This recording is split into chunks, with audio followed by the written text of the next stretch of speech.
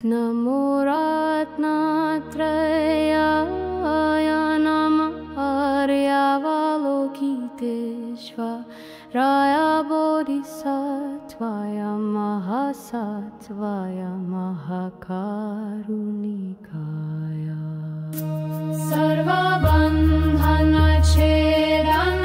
सर्वबन्धनच्छेदनकाराय सर्वभवसमुद्रशोषणकाराय सर्वव्याधिप्रशमनकाराय सर्वमृत्युपद्रवविनाशनकाराय सर्वभयशुत्राणकाराय तस्मात् नमस्कृत्वा इदम् आर्यावलोकितेश्वरवशिष्यं नीलकण्ठनामहृदयं वर्तयिष्यामि सर्वार्थसाधकं शुभम् अजेयं सर्वभूतानां भवभार्गविशोधकम्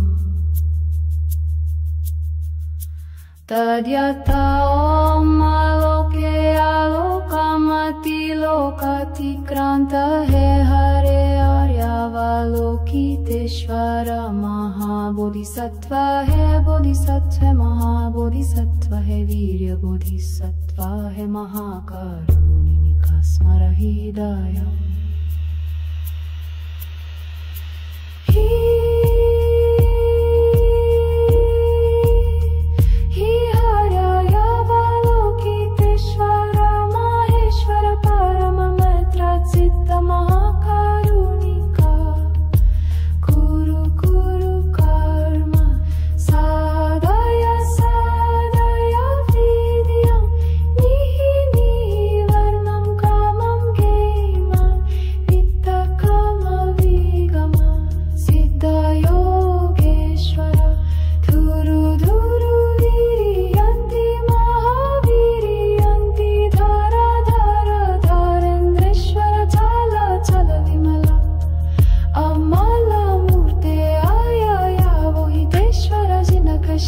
जटामकुट पालम्म प्रलम्ब महासिद विद्याधर वर वर महाबल बल बल महाबल चल चल महाचल कृष्ण वन निगा कृष्ण पक्ष निर्घातन हे पद्महस्त चर चर देश चारेश्वर कृष्ण सर्पकृत यज्ञोपवीत हे हि महावरः मुख त्रिपुर दहनेश्वर नारायण वारुरूप वर मार्ग हरि हे नीलकण्ठ हे महाकार हल हल विष निर्जित लोकस्य राग विष विनाशना विष विष विनाशना मोह विष विनाशना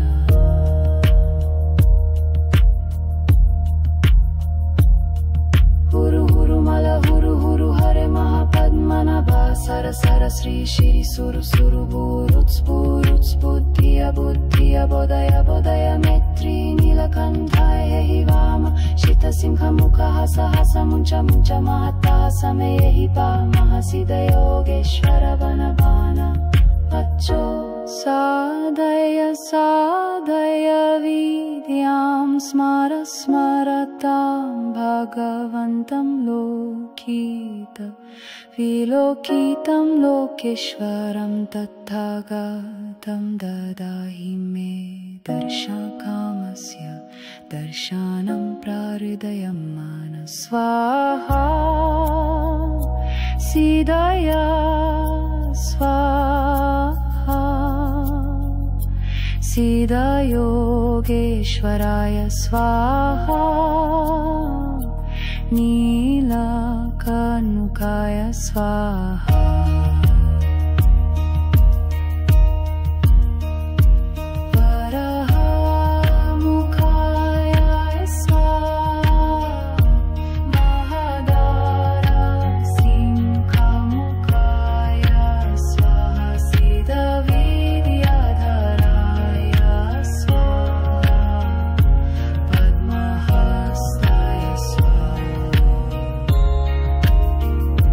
Krishna Sar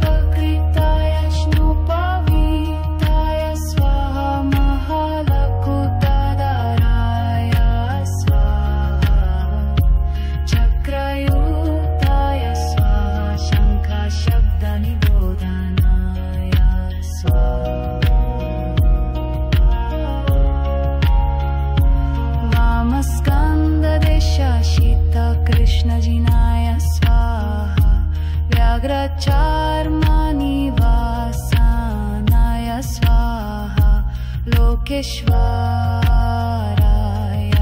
स्वाहा सर्वसिद्धेश्वराय स्वाहा। नमो भगवते आर्यावलोकितेश्वराय बोधिसत्त्वाय महासत्त्वाय महाकारुणिकाय सिद्ध्यन्तु मे मंत्रपराय स्वाहा।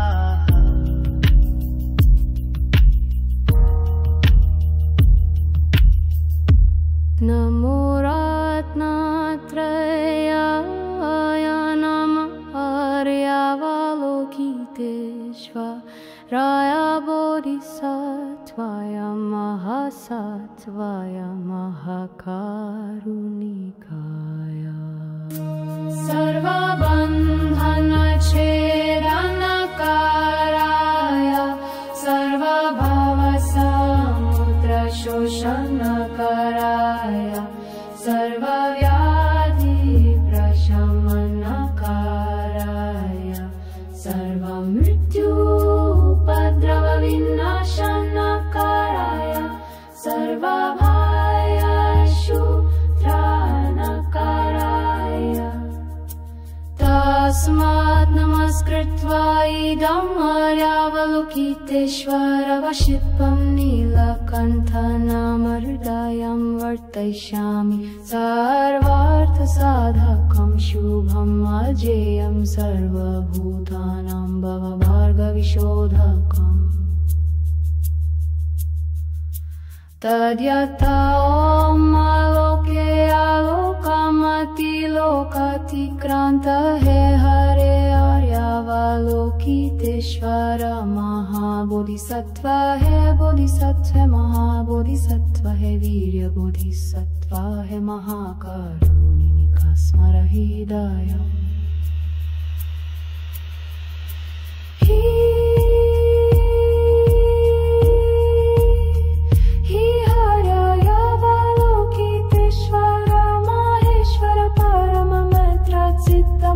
महाकारुणिका कुरु कुरु कर्म साधय साधय विद्यं निहि निवर्णं कामं गेमं वित्तकामविगम सिद्धयोगेश्वर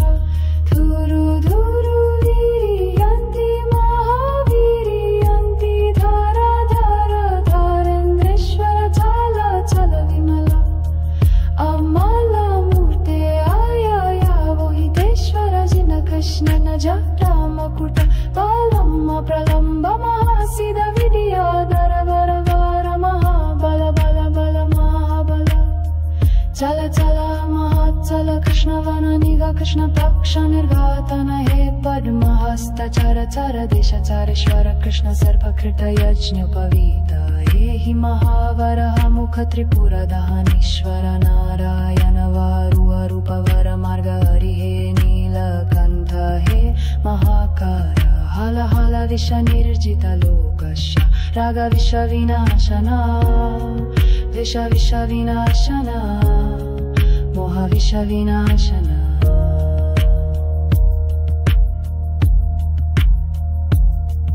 हुरु हुरु मल हुरु हुरु हरे महापद्मनाभा सर सर श्री श्री सुरु सुरु बुरुत्स बुरुत्स बुद्धिय बुद्धिय बोधय बोधय मैत्री नीलकण्ठाय हि वाम शित सिंह मुख हस हस मुञ्च मुञ्च महता समे हि पामः सिद्ध योगेश्वर वन बाण अच्छो साधय साधय विद्यां स्मर स्मरतां भगवन्तं लोकित विलोकितं लोकेश्वरं तथागतं ददाहि मे दर्शनकामस्य दर्शनं प्रहृदयं मनः स्वाहा सिद्धय स्वाहा सिद्धयोगेश्वराय स्वाहा नीलकण्ठाय स्वाहा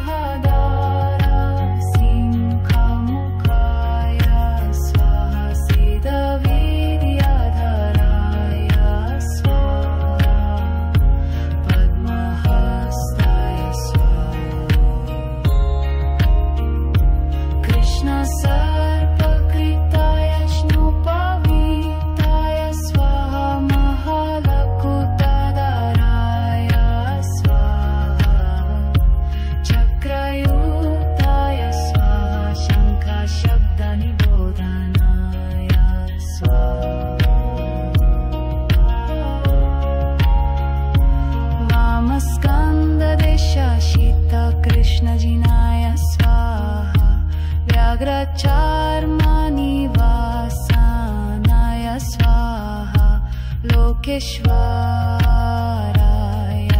स्वाहा सर्वसिद्धेश्वराय स्वाहा।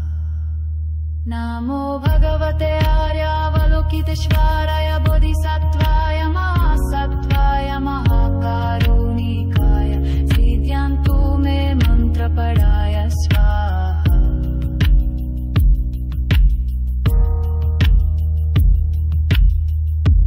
नमो रत्नत्रयाय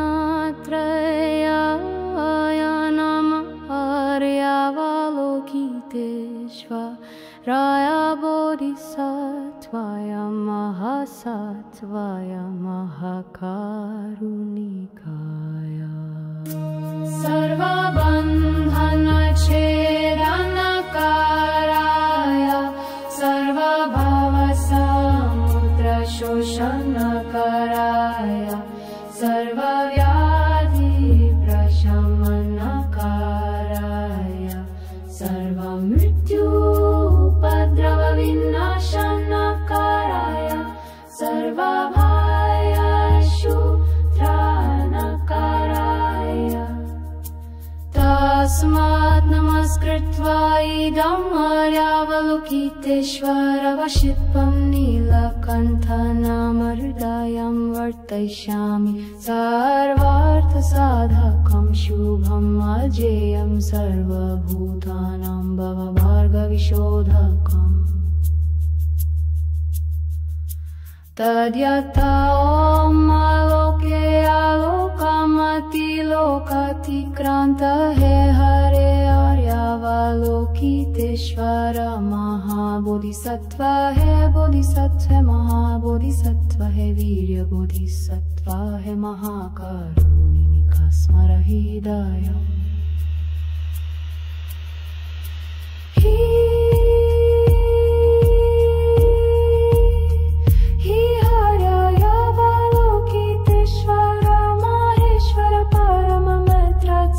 महाकारुणिका कुरु कुरु कर्म साधय साधय विद्यं निहि निवर्णं कामं गेमं वित्तकामविगम सिद्धयोगेश्वर धुरु धुरु वीर्यन्ति महावीर्यन्ति धर धर धरेन्द्रेश्वर चल चल विमला अमलमूर्ते आययावोहितेश्वर जिन कृष्ण न जटामकुट बलम् प्रलम्ब महासिद विद्याधर वर वर महाबल बल बल महाबल चल चल महाचल कृष्ण वन निगा कृष्ण पक्ष निर्घातन हे पद्महस्त चर चर देश चारेश्वर कृष्ण सर्पकृत यज्ञोपवीत हे हि महावरः मुख त्रिपुरदहनेश्वर नारायण वारुवरूपवर मार्ग हरि हे नीलकण्ठ हे महाकार हल हल विष निर्जित लोकस्य राग विष विनाशना विष विष विनाशना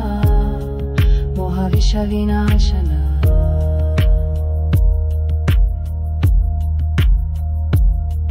हुरु हुरु मल हुरु हुरु हरे महापद्मनाभ सर सर श्री श्री सुरु सुरु बुरुत्स बुरुत्स बुद्धिय बुद्धिय बोधय बोधय मैत्री नीलकण्ठाय हि वाम शीत सिंह मुख हस हस मुञ्च मुञ्च महता समय हि पामः सिद्धयोगेश्वर वन भान पच्चो साधय साधय विद्यां स्मर स्मरतां भगवन्तं लोकित विलोकितं लोकेश्वरं तथागतं ददाहि मे दर्शनकामस्य दर्शनं प्रहृदयं मनः स्वाहा सिद्धय स्वाहा सिद्धयोगेश्वराय स्वाहा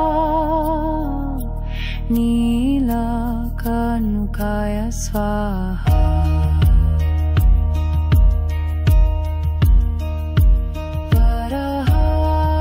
वराहमुखाय स्वाहा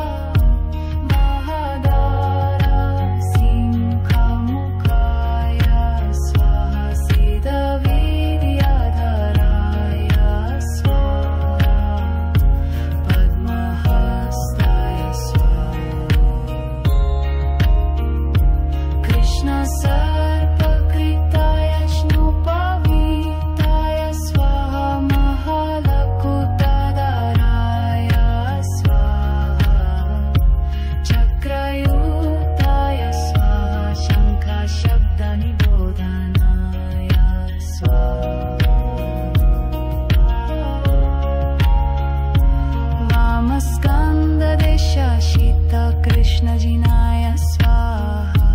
व्याघ्रचार्मनिवासानाय स्वाहा लोकेश्वराय स्वाहा सर्वसिद्धेश्वराय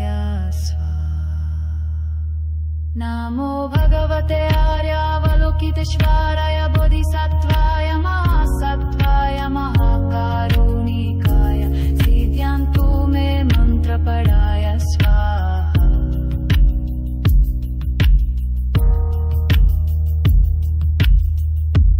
नमो रत्नत्रयाय नमः आर्यावलोकितेश्वराय बोधिसत्त्वाय महासत्त्वाय महाकारुणिकाय सर्वबन्धनच्छेदनकाराय सर्वभवसमुद्रशोषणकाराय सर्वव्याधिप्रशमनकाराय सर्वमृत्युपद्रवविनाशनकाराय सर्वभयशुत्राणकाराय तस्मात् नमस्कृत्वा इदम् आर्यावलोकितेश्वरवशित्वं नीलकण्ठनामहृदयं वर्तयिष्यामि सर्वार्थसाधकं शुभम् अजेयं सर्वभूतानां भवभार्गविशोधकम् तद्यथा ॐ आलोके आलोकमतिलोकातिक्रान्त हे हरे आर्यावलोकितेश्वर महाबोधिसत्त्व हे बोधिसत्त्व महाबोधिसत्त्व हे वीर्यबोधिसत्त्व हे महाकारुणिका स्मर हृदयम्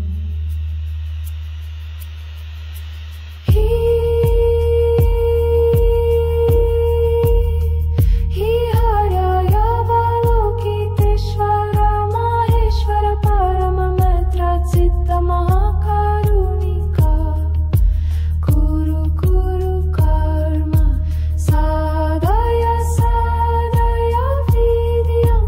निहि निवर्णं कामं गेमं वित्तकामविगम सिद्धयोगेश्वर धुरु धुरु वीर्यन्ति महावीर्यन्ति धर धर धरेन्द्रेश्वर चल चल विमला अमलमूर्ते आयावोहितेश्वर जिन कृष्ण न जटामकुट बलम प्रलम्ब महासिद विद्याधर वर वर महाबल बल बल महाबल चल चल महाचल कृष्ण वन निगा कृष्ण पक्ष निर्घातन हे पद्महस्त चर चर देश चारेश्वर कृष्ण सर्पकृत यज्ञोपवीत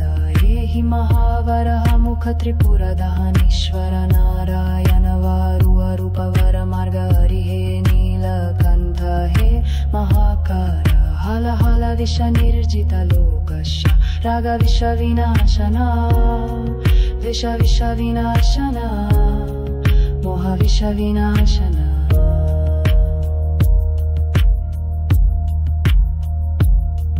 हुरु हुरु मल हुरु हुरु हरे महापद्मनाभा सर सर श्री श्री सुरु सुरु बुरुत्स बुरुत्स बुद्धिय बुद्धिय बोधय बोधय मैत्री नीलकण्ठाय हि वाम शित सिंह मुख हस हस मुञ्च मुञ्च महता समय हि पामः सिद्धयोगेश्वर वनबान अच्छो साधय साधय विद्यां स्मर स्मरतां भगवन्तं लोकित विलोकितं लोकेश्वरं तथागतं ददाहि मे दर्शनकामस्य दर्शनं प्रहृदयं मनः स्वाहा सिद्धय स्वाहा सिद्धयोगेश्वराय स्वाहा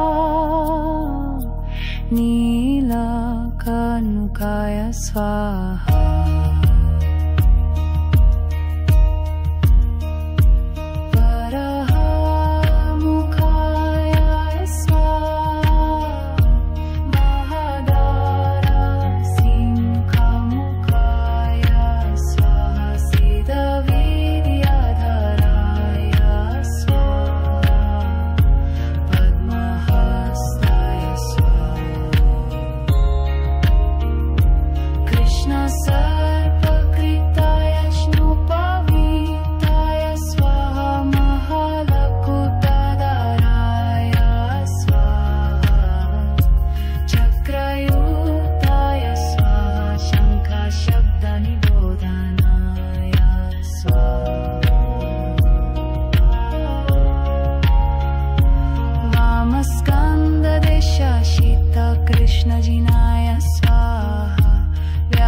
चर्मनिवासानाय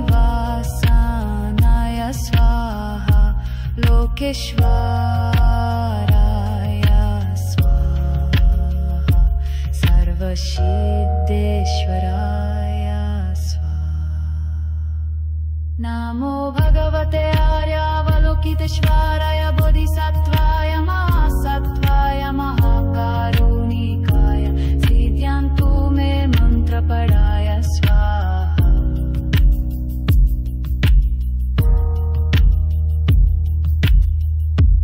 नमो रत्नत्रयाय नमः आर्यावलोकितेश्वराय बोधिसत्त्वाय महासत्त्वाय महाकारुणिकाय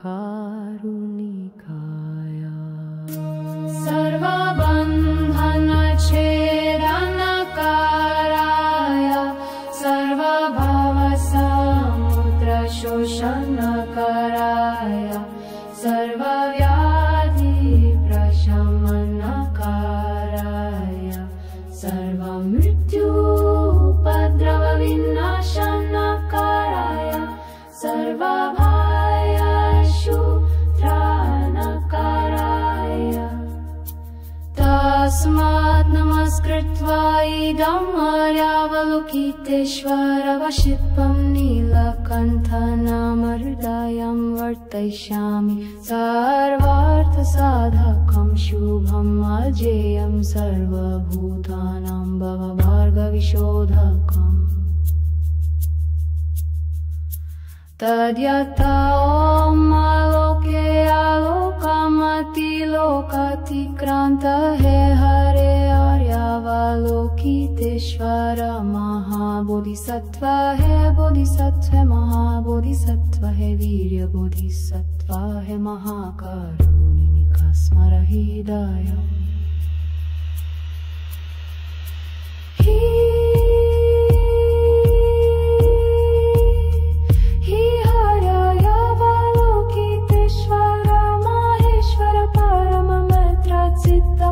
महाकारुणिका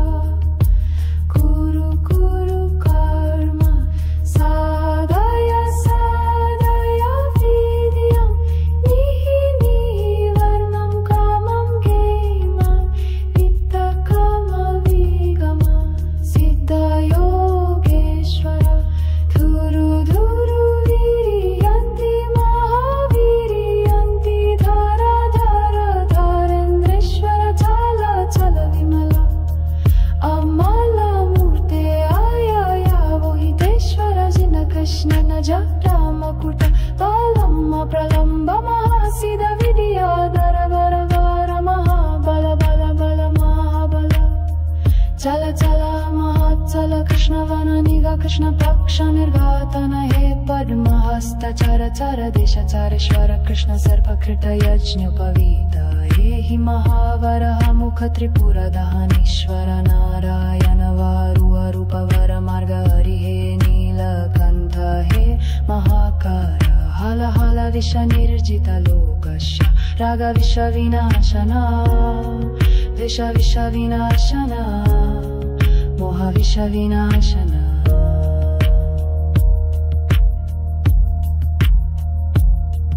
हुरु हुरु मल हुरु हुरु हरे महापद्मनाभा सर सर श्री श्री सुरु सुरु बुरुत्स बुरुत्स बुद्धिय बुद्धिय बोधय बोधय मैत्री नीलकण्ठाय हि वाम शित सिंह मुख हस हस मुञ्च मुञ्च महता समे हि पामः सिद्धयोगेश्वर वन बाण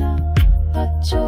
साधय साधय विद्यां स्मर स्मरतां भगवन्तं लोकित विलोकितं लोकेश्वरं तथागतं ददाहि मे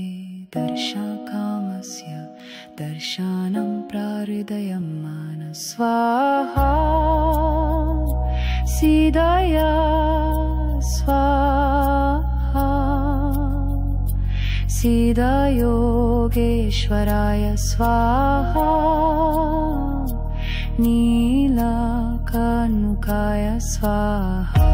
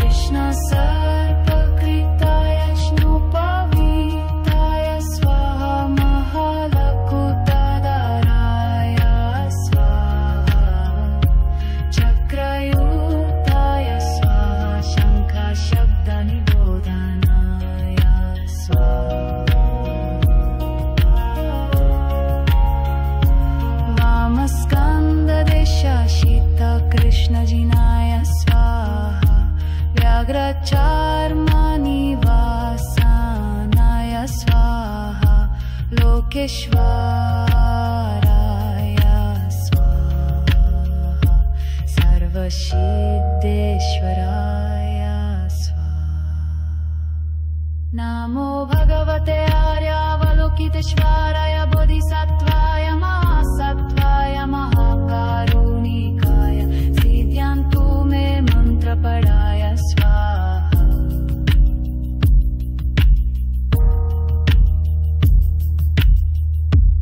नमो रत्नत्रयाय नमः आर्यावलोकितेश्वराय बोधिसत्त्वाय महासत्त्वाय महाकारुणिकाय सर्वबन्धनच्छेदनकाराय सर्वभवसमुद्रशोषणकाराय सर्वव्याधिप्रशमनकाराय सर्वमृत्युपद्रवविनाशनकाराय सर्वभयशूत्राणकाराय तस्मात् नमस्कृत्वा इदम् आर्यावलोकितेश्वरवशित्वं नीलकण्ठनामहृदयं वर्तयिष्यामि सर्वार्थसाधकं शुभम् अजेयं सर्वभूतानां भवभार्गविशोधकम् तद्यथा ॐ आलोके आलोकमतिलोकातिक्रान्त हे हरे आर्यावलोकितेश्वर महाबोधिसत्त्व हे बोधिसत्त्व महाबोधिसत्त्व हे वीर्यबोधिसत्त्व हे महाकारुणिका स्मर हृदयम्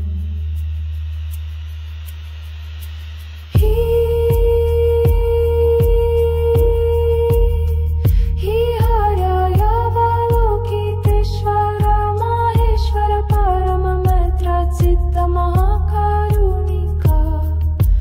कुरु कुरु कर्म साधय साधय वीर्यं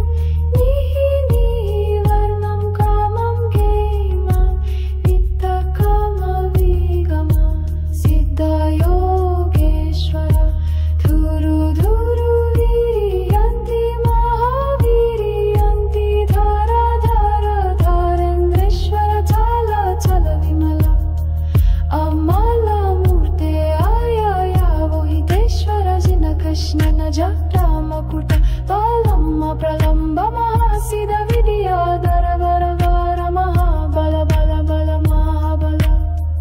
चल चल महाचल कृष्ण वन निगा कृष्ण पक्ष निर्घातन हे पद्महस्त चर चर देश चारेश्वर कृष्ण सर्पकृत यज्ञोपवीत हे हि महावरः मुख त्रिपुर दहनेश्वर नारायण वारुवरूपवर मार्ग हरि हे नीलकण्ठ हे महाकार हल हल विष निर्जित लोकस्य राग विष विनाशना द्वेष विष विनाशना मोह विष विनाशना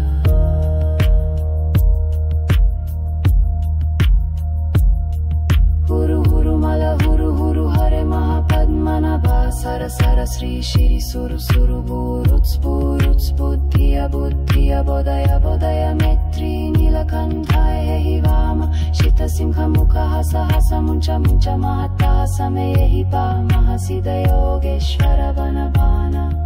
अच्छो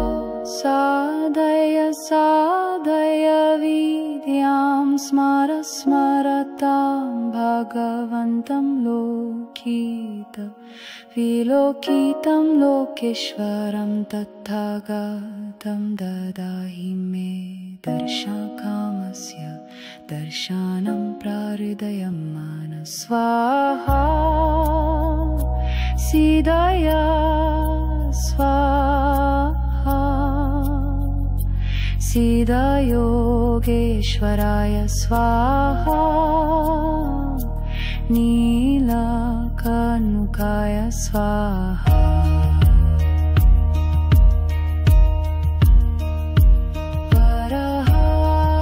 वराहमुखाय स्वाहा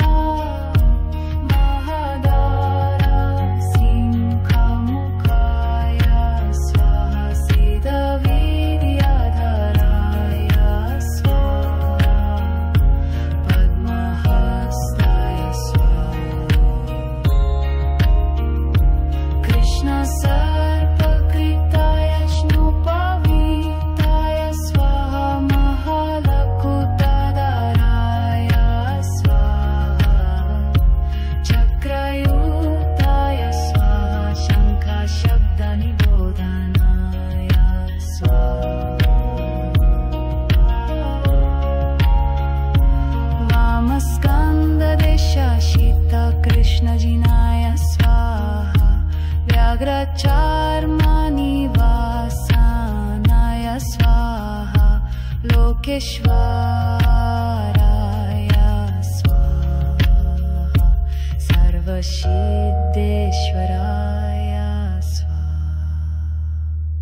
नमो भगवते आर्यावलोकितेश्वराय बोधिसत्त्वाय महासत्त्वाय महाकारुणिकाय सिद्ध्यन्तु मे मन्त्रपराय स्वाहा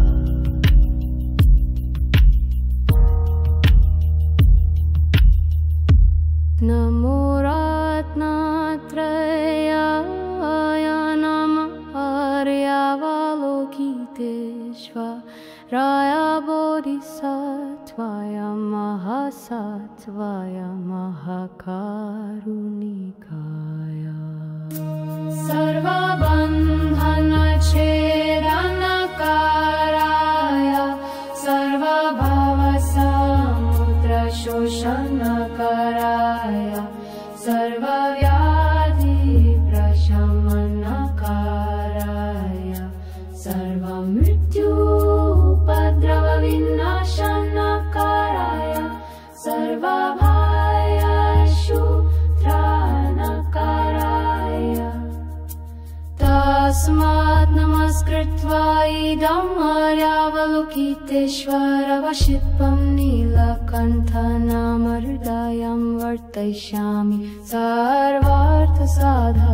शुभम् अजेयं सर्वभूतानां भवभार्गविशोधकम् तद्यथा ॐ आलोके आलोकमतिलोकातिक्रान्त हे हरे आर्यावलोकितेश्वर महाबोधिसत्त्व हे बोधिसत्त्व महाबोधिसत्त्व हे वीर्यबोधिसत्त्व हे महाकारुणिका स्मर हृदयम्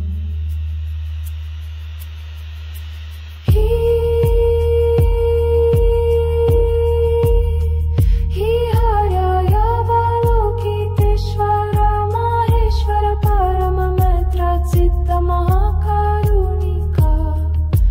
कुरु कुरु कर्म साधय साधय विद्यं निहि निवर्णं कामं गेमं वित्तकामविगम सिद्धयोगेश्वर धुरु धुरु वीर्यन्ति महावीर्यन्ति धर धर धरेन्द्रेश्वर चल चल विमला अमलमूर्ते आयावोहितेश्वर जिन कृष्ण न जटामकुट तलम प्रलम्ब महासिद विद्याधर वर वर महाबल बल बल महाबल चल चल महाचल कृष्ण वन निगा कृष्ण पक्ष निर्घातन हे पद्महस्त चर चर देश चारेश्वर कृष्ण सर्पकृत यज्ञोपवीत हे हि महावरः मुख त्रिपुरदहनीश्वर नारायण वारुरूप वर मार्ग हरि हे नीलकण्ठ हे महाकार हल हल विष निर्जित लोकस्य राग विष विनाशना विष विष विनाशना मोह विष विनाशना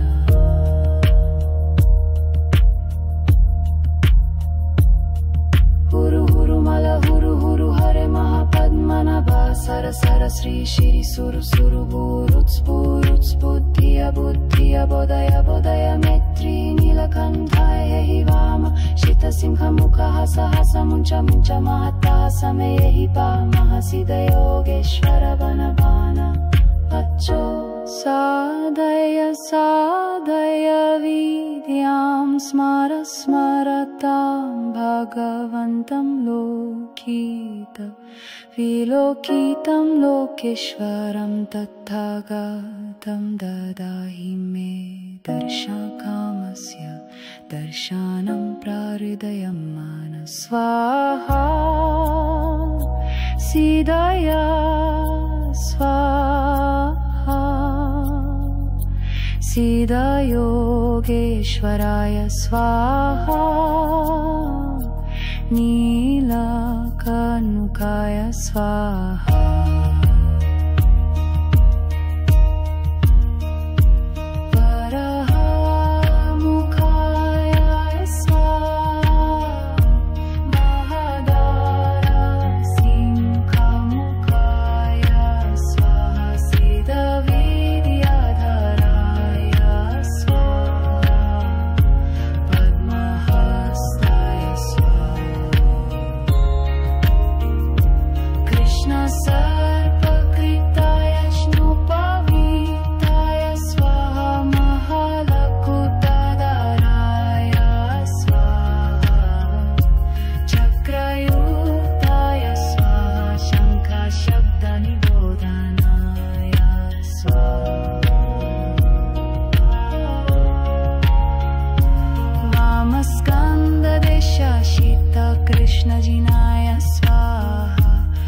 व्याघ्रचर्मनिवासानाय स्वाहा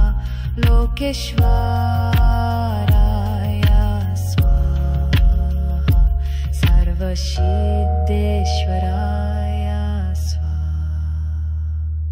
नमो भगवते आर्यावलोकितेश्वराय बोधिसत्त्वाय महासत्त्वाय महाकारुणिकाय सिद्ध्यन्तु मे मन्त्रपराय स्वाहा।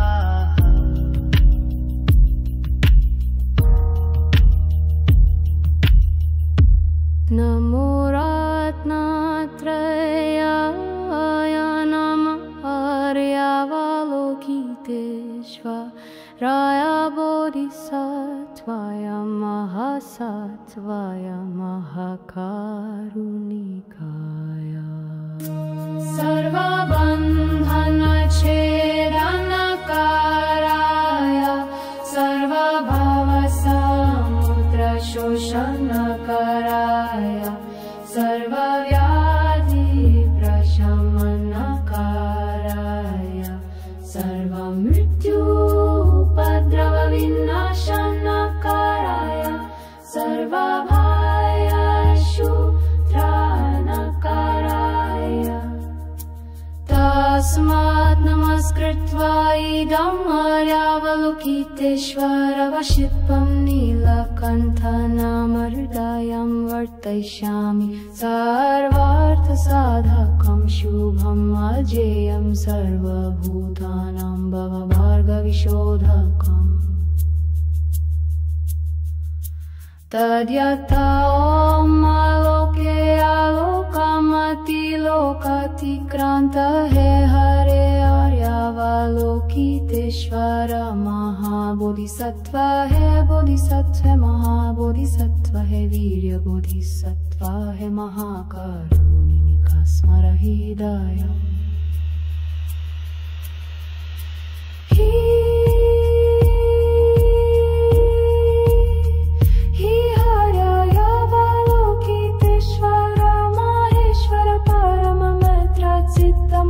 महाकारुणिका कुरु कुरु कर्म साधय साधय वीर्यं निहि निवर्णं कामं गेमं वित्तकामविगम सिद्धयोगेश्वर धुरु धुरु वीर्यन्ति महावीर्यन्ति धर धर धरेन्द्रेश्वर चल चल विमला अमलमूर्ते आययावोहितेश्वर जिन कृष्ण न जटामकुट प्रलम्ब प्रलम्ब महासिद विद्याधर वर वर महाबल बल बल महाबल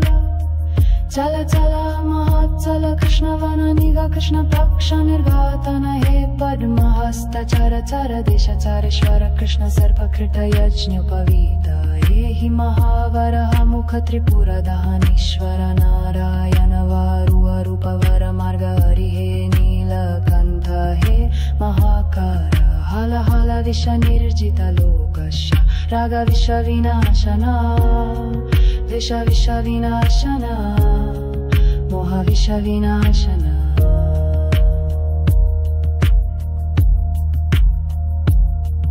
हुरु हुरु मल हुरु हुरु हरे महापद्मनाभा सर सर श्री श्री सुरु सुरु भूरुत्स्फुरुत्स् बुद्धिय बुद्धिय बोधय बोधय मैत्री नीलकण्ठाय हि वाम शीतसिंह मुख हस हस मुञ्च मुञ्च महता समे हि पामः सिद्धयोगेश्वर वनवान पच्चो साधय साधय विद्यां स्मर स्मरतां भगवन्तं लोकितं विलोकितं लोकेश्वरं तथागतं ददाहि मे दर्शनकामस्य दर्शनं प्रहृदयं मनः स्वाहा सिद्धय स्वाहा सिद्धयोगेश्वराय स्वाहा नीलकण्ठाय स्वाहा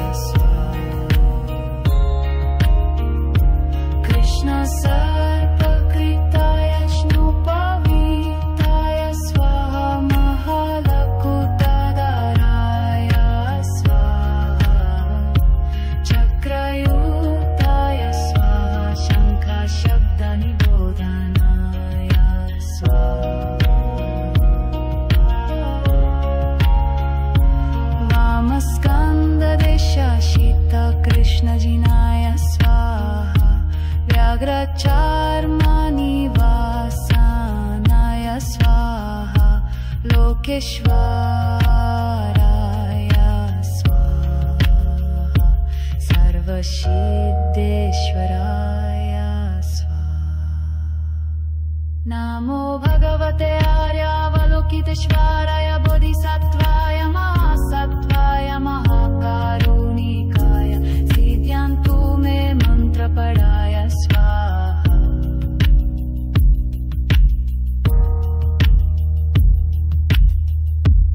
नमो रत्नत्रयाय नमः आर्यावलोकितेश्वराय बोधिसत्त्वाय महासत्त्वाय महाकारुणिकाय सर्वबन्धनच्छेदनकाराय सर्वभवसमुद्रशोषणकाराय सर्वव्याधिप्रशमनकाराय सर्वमृत्युपद्रवविनाशनकाराय सर्वभयशुत्राणकाराय तस्मात् नमस्कृत्वा इदम् आर्यावलोकितेश्वरवशित्वं नीलकण्ठनामहृदयं वर्तयिष्यामि सर्वार्थसाधकं शुभम् अजेयं सर्वभूतानां भवभार्गविशोधकम् तद्यथा ॐ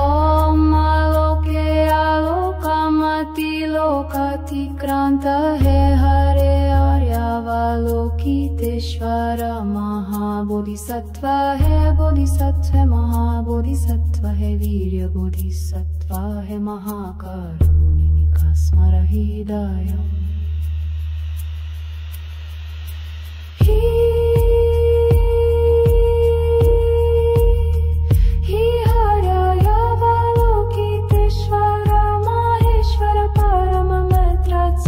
महाकारुणिका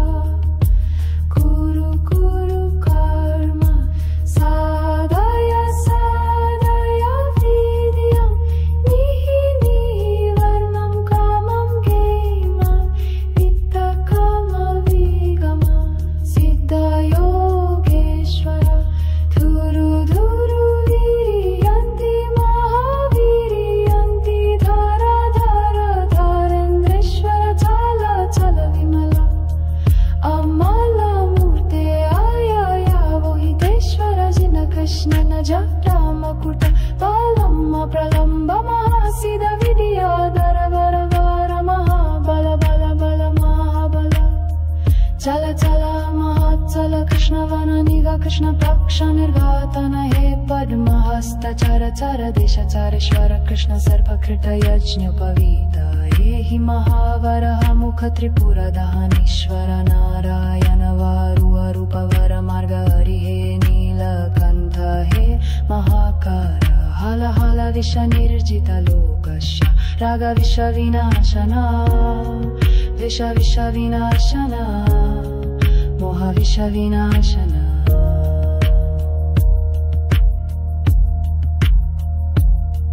हुरु हुरु मल हुरु हुरु हरे महापद्मनाभा सर सर श्री श्री सुरु सुरु भूरुत्स भूरुत्स बुद्धिय बुद्धिय बोधय बोधय मैत्री नीलकण्ठाय हि वाम शित सिंह मुख हस हस मुञ्च मुञ्च महता समय हि पामः सिद्धयोगेश्वर वन बाण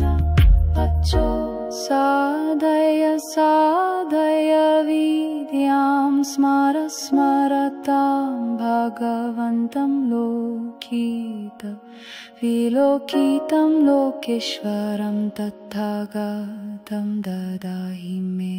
दर्शनकामस्य दर्शनं प्रहृदयं मनः स्वाहा सिद्धय स्वाहा सिद्धयोगेश्वराय स्वाहा नीलकण्ठाय स्वाहा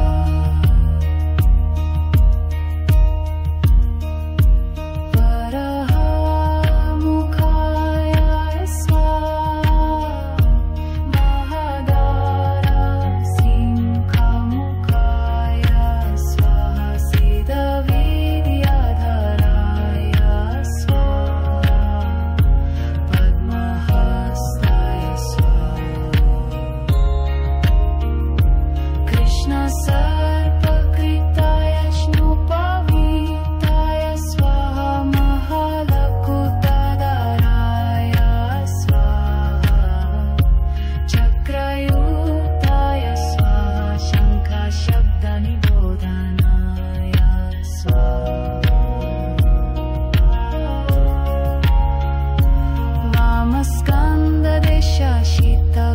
कृष्णजिनाय स्वाहा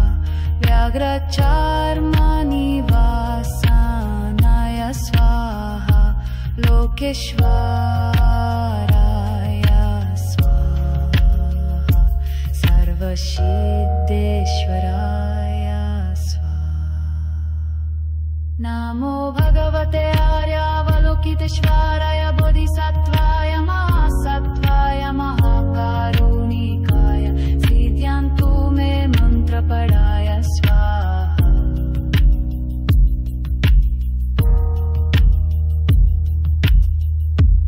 नमो रत्नत्रयाय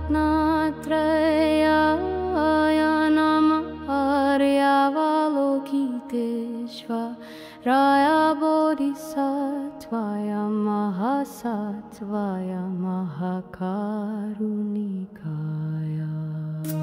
सर्वबन्धनच्छेदनकाराय सर्वभवसमुद्रशोषणकाराय सर्वव्याधिप्रशमनकाराय सर्वमृत्युपद्रवविनाशनकाराय सर्वभयशूत्राणकाराय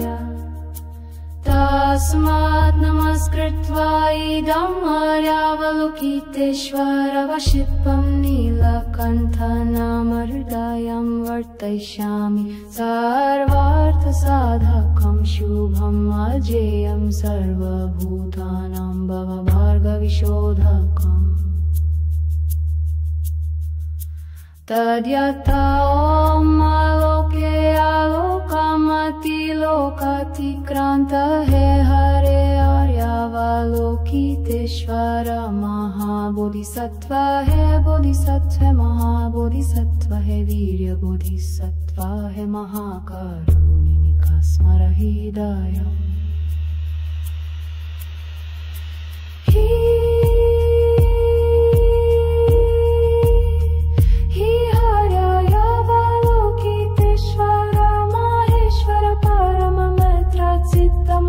महाकारुणिका कुरु कुरु कर्म साधय साधय विद्यं निहि निवर्णं कामं गेमं वित्तकामविगम सिद्धयोगेश्वर धुरु धुरु वीर्यन्ति महावीर्यन्ति धर धर धरेन्द्रेश्वर चल चल विमला अमलमूर्ते आयावोहितेश्वर जिन कृष्ण न जटामकुट तलम्म प्रलम्ब महासिद विद्याधर वर वर महाबल बल बल महाबल चल चल महाचल कृष्ण वन निगा कृष्ण पक्ष निर्घातन हे पद्महस्त चर चर देश चारेश्वर कृष्ण सर्पकृत यज्ञोपवीत हे हि महावरः मुख त्रिपुरदहनीश्वर नारायण वारुवरूप वर मार्ग हरि हे नीलकण्ठ हे महाकार हल हल विष निर्जित लोकस्य राग विष विनाशना विष विष विनाशना मोह विष विनाशना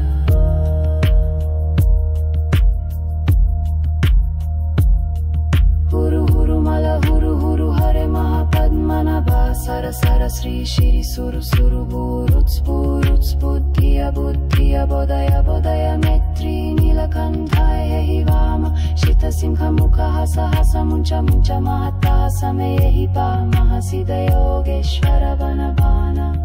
अच्छो साधय साधय विद्यां स्मर स्मरतां भगवन्तं लोकित विलोकितं लोकेश्वरं तथागतं ददाहि मे दर्शनकामस्य दर्शनं प्रहृदयं मनः स्वाहा सिद्धय स्वाहा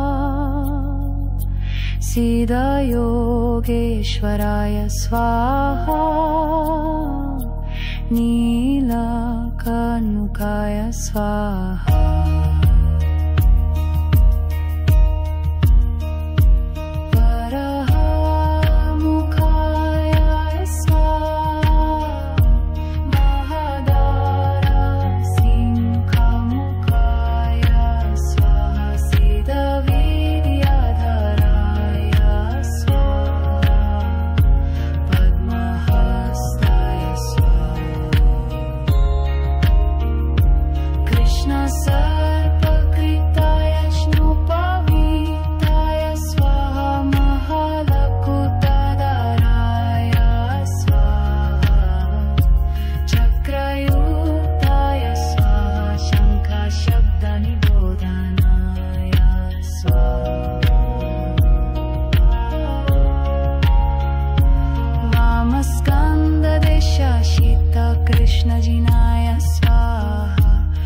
व्याघ्रचर्मनिवासानाय स्वाहा लोकेश्वराय स्वाहा सर्वसिद्धेश्वराय स्वाहा। नमो भगवते आर्यावलोकितेश्वराय बोधिसत्त्वाय महासत्त्वाय महाकारुणिकाय सिद्ध्यन्तु मे मन्त्रपराय स्वाहा।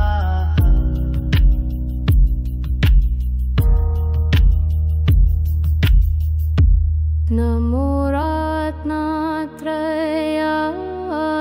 नमः आर्यावलोकितेश्वराय बोधिसत्त्वाय महासत्त्वाय महाकारुणिकाय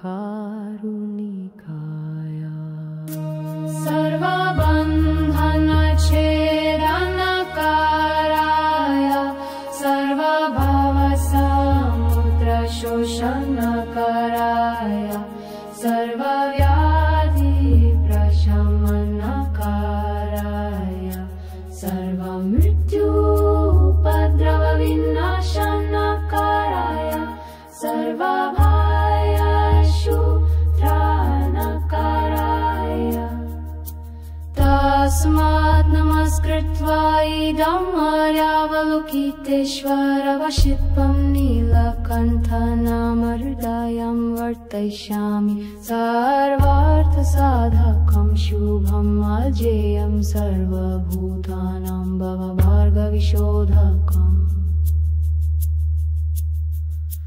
तद्यथा ॐ आलोके आलोकमतिलोकातिक्रान्त हे हरे आर्यावलोकितेश्वर महाबोधिसत्त्व हे बोधिसत्त्व महाबोधिसत्त्व हे वीर्यबोधिसत्त्व हे महाकारुणिका स्मर हृदयम्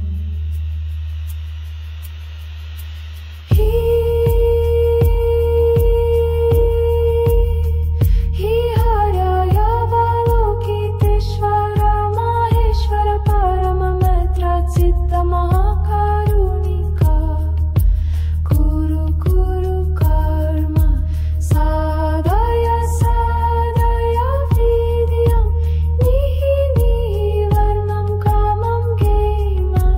वित्तकामविगम सिद्धयोगेश्वर धुरु धुरु वीर्यन्ति महावीर्यन्ति धर धर धरेन्द्रेश्वर चल चल विमला अमलमूर्ते आययावोहितेश्वर जिन कृष्ण न जटामकुट बलम प्रलम्ब महासिद विद्याधर वर वर महाबल बल बल महाबल चल चल महाचल कृष्ण वन निग कृष्ण पक्ष निर्घातन हे पद्महस्त चर चर देश चारेश्वर कृष्ण सर्पकृत यज्ञोपवीत हे हि महावरः मुख त्रिपुर दहनेश्वर नारायण वारुवरूपवर मार्ग हरि हे नीलकण्ठ हे महाकार हल हल विष निर्जित लोकस्य राग विष विनाशना विष विष विनाशना मोह विष विनाशना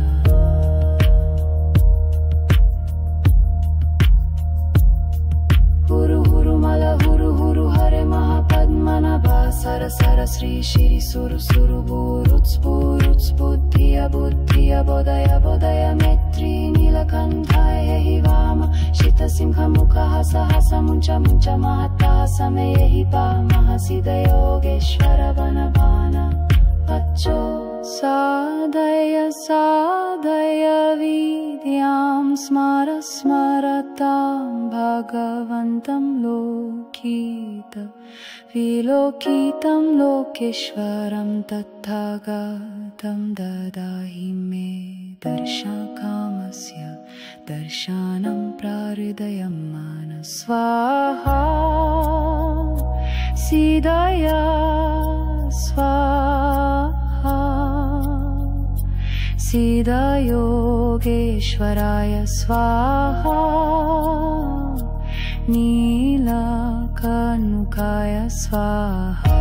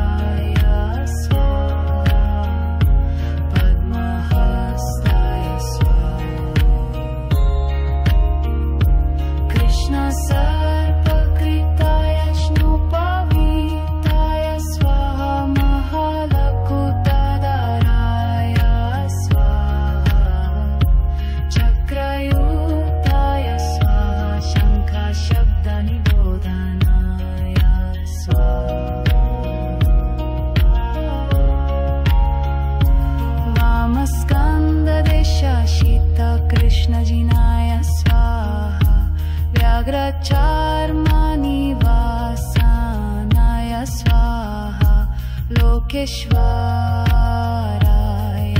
स्वाहा सर्वसिद्धेश्वराय स्वाहा। नमो भगवते आर्यावलोकितेश्वराय